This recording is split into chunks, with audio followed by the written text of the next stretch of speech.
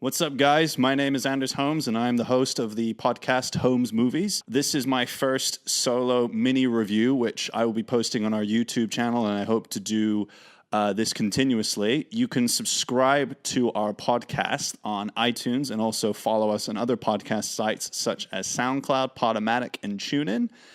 You can also check out our other videos on our channel, which is our Holmes Movies live episodes, one of which is our face-off commentary, which I did along with my brother Adam. My first mini solo review is a film that recently had its 30th anniversary and is also one of my favorite films from my teenage years.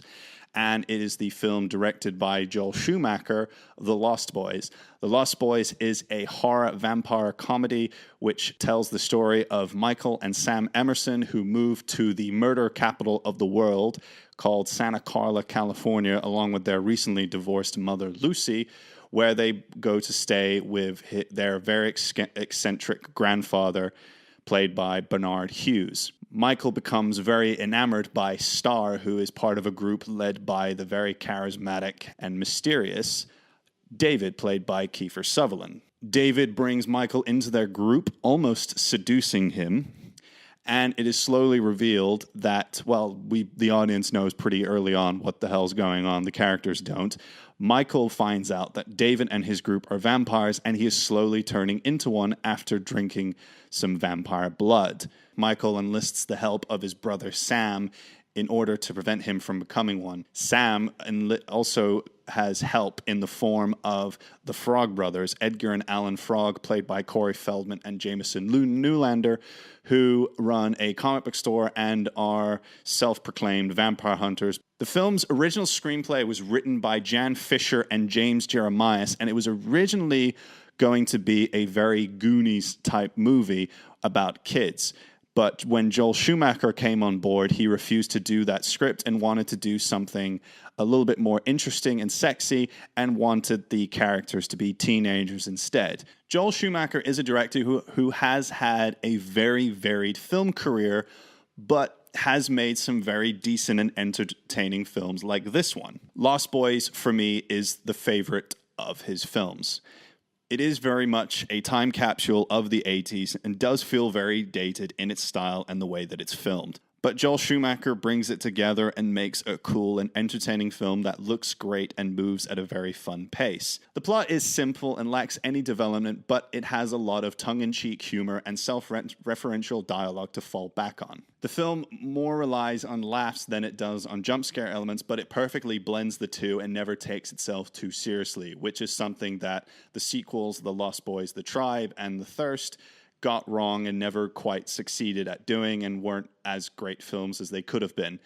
The film Lost Boys is pretty much aware of what it is and has fun with it. The cast of the film are pretty good in their own very unique way, with a few exceptions. Kiefer Sutherland is great as the charismatic David and steals each scene with his presence. The film was the first collaboration of the two Coreys, Corey Haim and Corey Feldman. They practically stole the whole film, and this really boosted their career. Corey Haim and Corey Feldman had been in films before then, Corey Feldman being very famous for his role in Stand By Me and also as Tommy Jarvis in Friday the 13th. Jason Patric, who plays Michael, is kind of the weak link of the actors in the film. In my opinion, he does not bolster a strong enough lead performance. It's not as energetic as it could be, and at times a little forced. Although I will say this, his career as an actor has improved since then. Jamie Gertz gives a slightly forgetful performance as Star, the object of Michael's desire. The chemistry between them is not very strong. What makes it kind of work is that they are young and attractive, and for this type of film, it's beneficial. Diane Wiest, Ed Herman, and Bernard Hughes round up the older cast members, and they all do a very good job. The analogy between the troubles of youth and becoming a vampire are a very simplistic theme, but it actually really works. Critics have commented that the film brilliantly portrays vampirism as a metaphor for the kind of mythic male bonding that resists growing up, commitment, and especially marriage. Diane Wiest's Lucy is a former hippie and divorced mother and trying to keep her boys together, almost looking for a patriarchal replacement in the form of Max. The film was released at a time where America was very obsessed and preoccupied with kinship and family values and bonds. There was a new wave of American conservatism which came in the form of the moral majority. They were right-wing Christians who, as a political force, were against abortion and homosexuality. They also wanted to protect American family values, which they feel had been lost in decades before. The vampires, led by David, almost rebel against that.